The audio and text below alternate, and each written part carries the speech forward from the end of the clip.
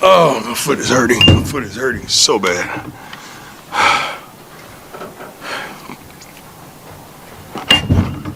Let's turn the page. Coach Sonny Dykes. I'm a fan. Hope I'm a friend. I admire the heck out of him. I reside in Canton, Texas, so when he first got there to SMU, I was well aware of who he was well before, and I was just proud of the attack on changing the narrative for SMU at the time, and he did a phenomenal job, and I followed his journey, and as you know, it was our first game in college football against them at TCU. So, and I happened to run into them at Papados, he and his staff, I think last year in the off season or the year before, whether. But I got the utmost respect, love what he's accomplished in this game, and I am a fan. I had no idea that he played baseball, at Texas Tech. From the first baseman from 88-93, that's unbelievable. Students of the week, the governor, Camp Dempsey, Carday Smith. Draylon became the 16th player in CU history to have 25-plus receiving yards and rushing and a touchdown. Just the third time that it happened in 18 seasons. Oh, my God. Volleyball is balling right now. Beat BYU and Utah on the road, back-to-back ranked opponents. Much love for our volleyball girls. They're 11-2. Wow. On the season, and we'll host UCF Thursday at 7 p.m. Hope I can make that. And Houston Saturday won. Soccer won both his matches last week and is now 8-1-2 on the season. Hats off to the coaches there. I love them, and I love the ladies. They're so polite. They're straight ladies. We dine with them every darn day, and I love what I see. They also head to TCU. They'll play there on Thursday, and then Baylor on Sunday. Let's go. Hey, Coach. How you doing? How you doing, sweetheart? Good. I'm Nikki Edwards, Yahoo Sports. What is your message to Caden Salter and the offense this week to really finish and execute? Let's just say the offense. Let's not single anyone out right now.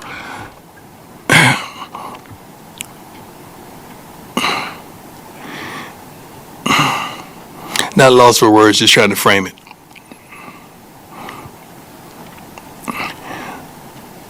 I want them to play like their life is on the line, like their careers are on the line, like the payment for a car is on the line, the payment for a home is on the line, like they have children depending on them, and some do. I just want them to play with full intensity and passion. And when you walk off that field, you look back and say, I gave them all. That's all any coach wants. That's all I desire. I don't want you saying, I wish I could have, should have. I want you to look back over your shoulder. I asked the kids a question. I'm trying to remember the question I asked them this morning in the morning meeting. Underachieving or overachieving? Just a simple question. There's only one answer or the other. Are you underachieving or overachieving? That's it. Yes. Hey, Coach. Shane Holcomb, Scobus Sports. When you look back at that TCU win in 2023, talk about changing the perception nationally of a program like Sonny Dykes did with SMU. How much pride do you take this week in return to that same stadium as a reflection of just how much that program has come under you? I don't know about that. I mean, I can't live in the past. The past is the past. We're going to leave that there. We're coming off a tough game, and we want to go in there and get back to where we know we're supposed to be. We feel like we have a pretty darn good football team, even though the record don't display that. 2 games to ranked opponents by 10 points in total makes us think, darn, we'll play here, play there, we get it going. TCU at that point in time and just come off, I think, playing the national championships, and we had so much fire and fanfare and athletes, bona fide dogs, and we went and did what we had to do. I'm pretty sure they understand what transpired there, but they're a whole different team, whole different understanding, whole different philosophies of how we both are attacking the game. But, both of us want to win, for sure. Hey, Coach, Brian Howell, today, the camera.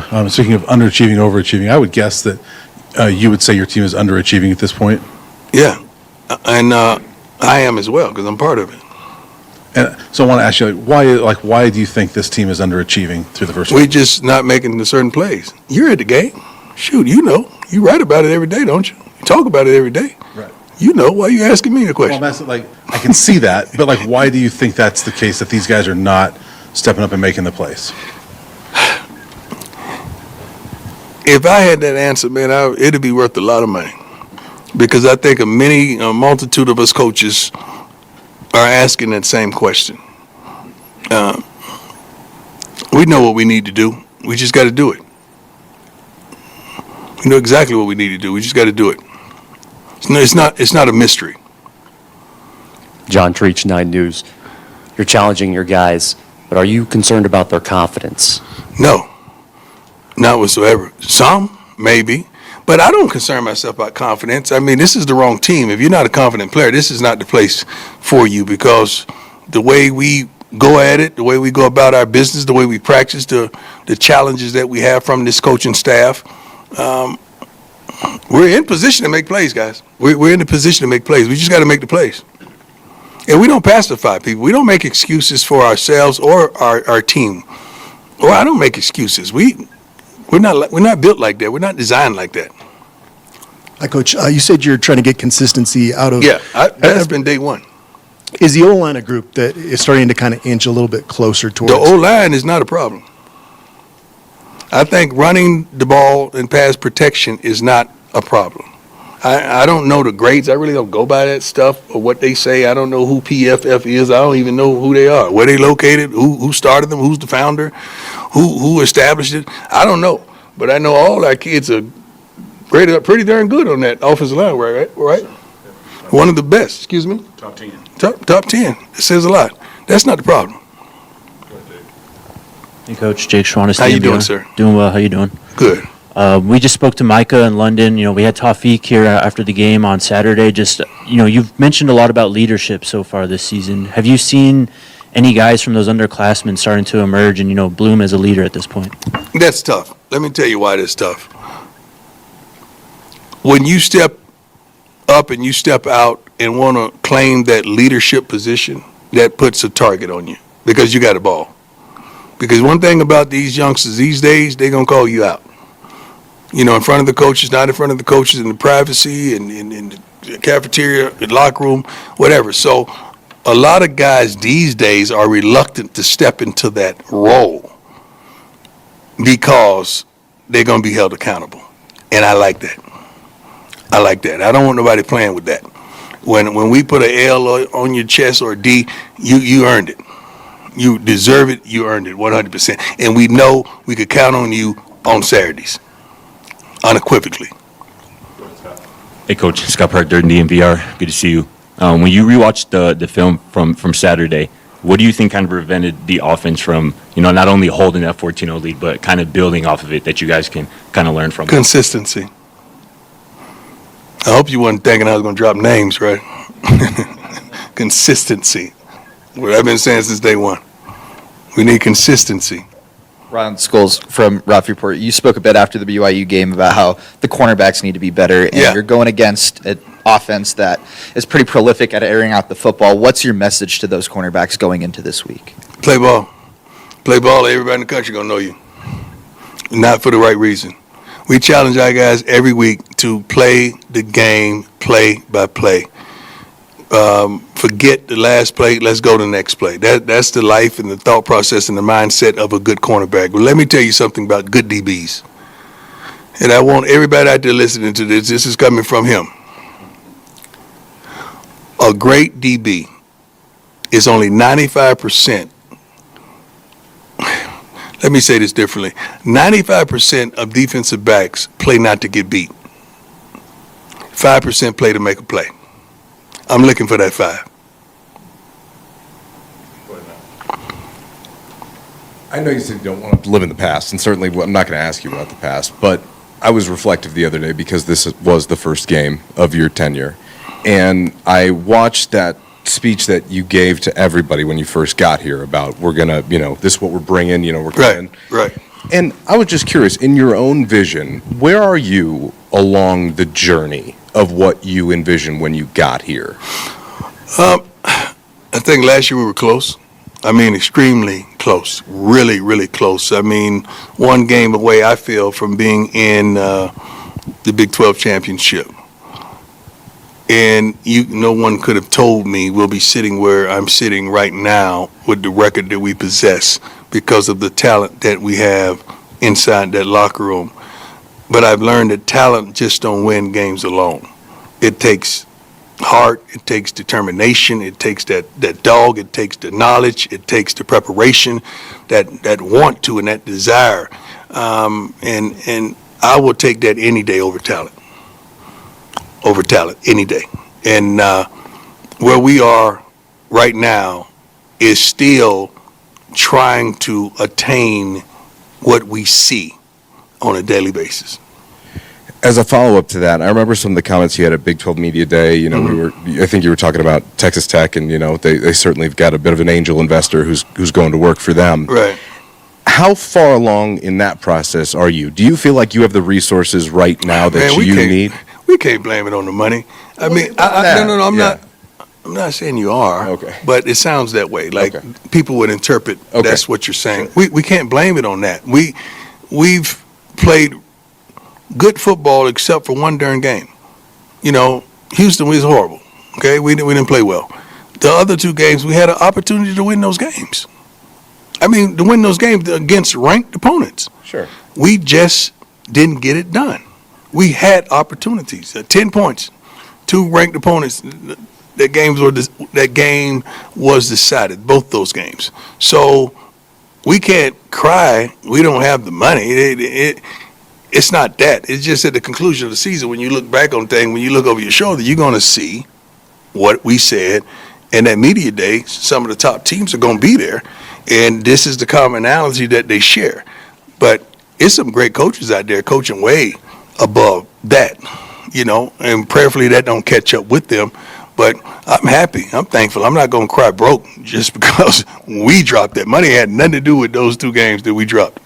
Okay. All right. Thank you, Coach. Thank you, my man. Good question, though. Good. Hey, Coach. Jack Carlo. How Jack, are you? what's up, man? Doing well. How are you? Good. You changed locations. Yes. Sometimes you got to mix it up a little bit. I know. I want to ask, I know at the beginning of the year, talking to some players, that defensive communication was sometimes an issue. Do you feel like that aspect has improved or changed just now into week 6? Well, if defensive communication is an issue, we should put down the cell phones in the cafeteria. We should not wear headphones in the meetings at the hotel, which we don't, which I ban all of that. So I don't know who said that. If it was a kid, tell them to put down the cell phone. Tell them to take off the headphones and talk to your teammates. Get to know them. Learn their names. Learn who they are. Learn what they like and what they possess. You got to do that every once in a while. So I don't know who said that, but I would challenge them. Hey, Coach. You mentioned a couple times that you feel like you've got to be better. I want to ask you a two-part question. First, how can you be better? More demanding, and that's what I've been the last 2 weeks, more demanding of what I want to see. I'm going to see what I want to see. No, we're going to do it over and over and over until I see it.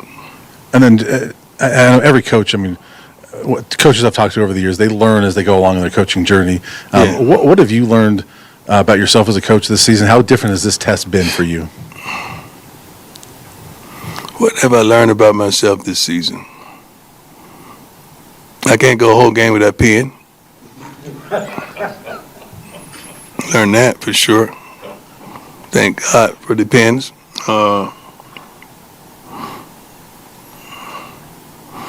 And to get more, you got to give more. You got to apply yourself more to get more. And just because you are applying yourself and giving, don't expect what you give. Sometimes you got to look at things and say it is what it is and turn the page and let's go to the next chapter. I learned that. Hey, Coach Tyler King with the Denver Gazette. You mentioned how important the running game is going to be, not just this week, but every week. I mean, Right. especially against an offense like TCU's, which is obviously very prolific and likes to throw the ball. Is it as important as ever just to keep them off the field as much as you can? Yes, it is, and stop explosions. They're going to run a tempo offense, which they do really well. So we got to get the plays in and out. We got to make sure we're on the same page. Even if you're wrong, let's be wrong right, meaning everybody on the same page. I don't give a darn if we don't running the right coverage that was called. If we all run it together, we're good. So that team presents you with a lot of problems with tempo. So we're practicing tempo right now. And we're familiar with a tempo offense. That's the same offense we featured our first year here. Hey, Coach, before I ask you what I wanted to ask you, I just want to ask you physically, how are you doing in recovery? I'm good. My foot is hurting like crazy right now. We just went on our walk, and my foot is throbbing right now. So I can't wait to get out of these shoes and go get it rubbed down and ice. So other than that, my other health issues are pretty darn good. Got a great staff of doctors and people here that looks out for me pretty good. You also had a lot of staff changing again, this year as you're refining. Not really. 3. Okay, 3. Yeah. How have you seen this group gelled together, and what do you want to see out of them? We talk about the players a lot. The staff What is about the good, staff? man. The staff is good. I mean, I think you can see the bonuses in what Marshall Falk has brought to the table. What Gunner, Big George, and Big Dre has brought to the table on that offensive line.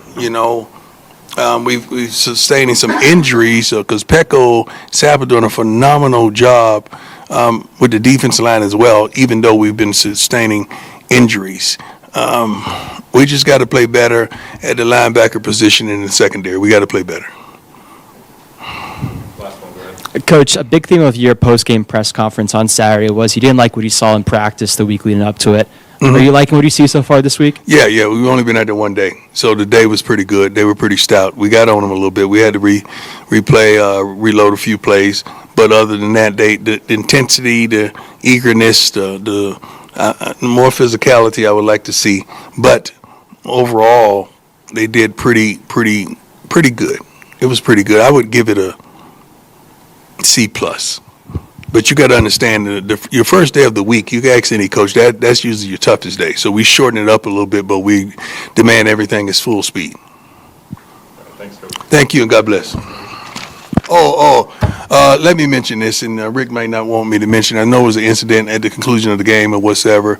On behalf of CU, on behalf of our athletic department, we would like to apologize to our opponents from a week ago for whatever derogatory statements were made by our fans. That's not indicative of who we are. Our student body, our kids are phenomenal. So don't indict us just based on a group of young kids that probably was intoxicated and high simultaneously. Maybe I shouldn't have said that as well. But the truth will make you free. But BYU, we love you, we appreciate you, and we support you. God bless.